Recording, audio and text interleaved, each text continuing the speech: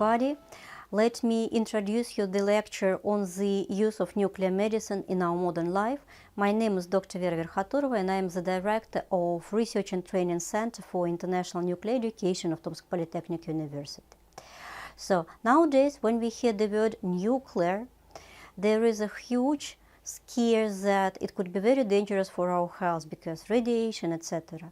But in fact, you see that nowadays it is impossible, or very often is impossible to treat and cure very different diseases without the use of radiation.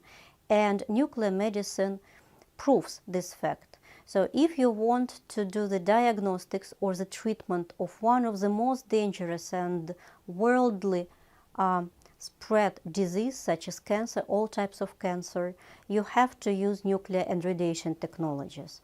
So for example, the production of medical isotopes for diagnostic and treatment is impossible to be done without the use of nuclear and radiation technologies.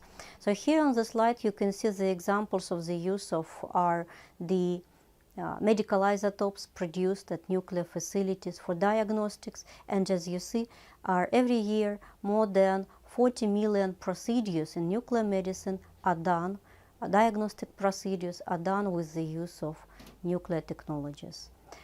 The most popular radiopharmaceutical that is used for diagnostic is technetium-99.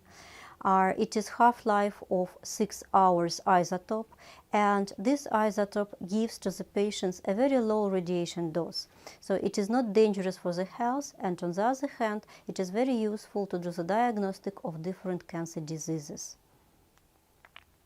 Apart from the diagnostic, we can use medical isotopes produced at nuclear facilities and radiation facilities for the therapy to fight with cancer and to treat different cancer diseases. Here on the slide you can see the examples of the medical isotopes that are used to treat the cancer tumors, and one of the most popular among them is iodine-131. It is used in a small amount to treat cancer and other diseases affecting the thyroid gland. If we think about the perspective of the development of nuclear medicine in the field of radiopharmaceuticals production, maybe the most perspective direction is the theranostics. It is not a secret that these procedures, diagnostic procedures and therapeutic procedures, are very difficult and physically hard for our body. And especially if you're already faced with a surgery, and after the surgery you have to have this radiation therapy, it is just physically hard. If we use theranostic direction, it can seriously decrease the number of procedures that the patient can and has to go through. So theranostic is a combination of therapeutic and diagnostic isotopes in one substance. As a result, when it is sent to the human body, it works in two directions. It has diagnostic effect and then subsequently therapeutic effect. In our university, we use our nuclear and radiation facilities to develop all the directions of nuclear medicine, because apart from medical isotopes production, we use radiation therapy and radiation diagnostic. Let's look at this slide. This slide describes our special proud, our nuclear research reactor. And as you see, there are different applications of this reactor, and a part of this, or among of these applications, is the use of nuclear facility for medical isotopes production and for therapeutic neutron capture therapy. One more facility which is also used not to produce medical isotopes but to do medical treatment is named Betatrons. It is a small-scale accelerator, and the efficiency of the use of Betatrons to fight with cancer, to treat cancer diseases, is extremely higher. So we use Betatrons for intraoperative radiation therapy and superficial radiation therapy. So here on the slide, if you come back to the issue of medical isotopes production, here on the slide you can see the examples of the production of so-called reactor isotopes in the first half of the slide, and so-called accelerator-based isotopes. And here you can see the example of the production of the isotopes at the base of our cyclotron, big-scale accelerator.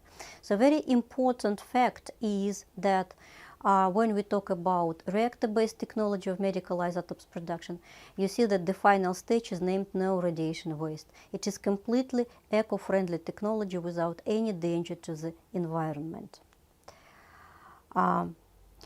When we come back to the topic of theranostics and the perspectives of the development of this direction, on this slide you can see the examples of the combinations of different isotopes with diagnostic and therapeutic effect. Among them we can see the iodine in particular that we already discussed in our today's lecture. Betatrons, small-scale accelerating facility which is extremely effective in some types of the radiation therapy. Look at this slide. The numbers are very bright. You see that when we have a surgery, after the surgery, a cancer patient has to come through so-called after-surgery radiation therapy. Traditional after-surgery radiation therapy takes at least 5 weeks.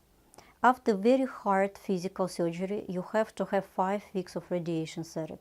If we use Betatron, just 1 minute is enough, just to compare 1 minute and 5 weeks. So this proves that the use of radiation facilities in the field of cancer treatment is a very prospective direction nowadays. One more very brilliant number at this slide is the efficiency of the treatment. It's not a secret that even after all these very hard, physically hard procedures such as surgery, radiation therapy, radiation diagnostics, there is a higher chance that the cancer can come back. If we use traditional therapy, the chance is really very high. But if we use Betatron-based therapy, as you see on the slide, the number of local relapses and the number of comebacks for the cancer seriously reduced, up to 18%. One more very prospective direction in the field of nuclear medicine, it is based on the use of nuclear facility, not radiation facility, in comparison with the previous slide. It is neutron capture therapy. So it's not a secret that very often if a person listens to the diagnosis such as brain cancer or neck cancer, in more than 90%, such type of cancer is fatal because we can't use traditional surgery and we can't use traditional radiation therapy surgery. Why? Especially if a tumor locates very deep in the brain, to reach this tumor, you have to have damage healthy substances of the brain. You know that brain is a very sensitive substance, and if you damage even 1 millimeter of this substance, the negative consequences for the body are extremely higher. If we use neutron capture therapy, we can kill only a tumor without damaging healthy substances of the brain, healthy parts of the brain substance. So here on the slide you can see the description of this type of the therapy in detail, and I can say that at our nuclear research facility we successfully developed this technology and we're doing piloting or testing procedures with the cats and the dogs with very promising results. So, to sum up, if you want to get the training in the field of nuclear medicine, and I hope that in our lecture you heard that it is very prospective direction nowadays, you can go to our educational programs. We have Russian language-based programs, English language-based programs, and among them, as you see, at the master level, there is a program which is named Nuclear Medicine. The training of the program is based at the facilities, all the facilities that I told you today about in the presentation. So thank you very much and welcome to our university.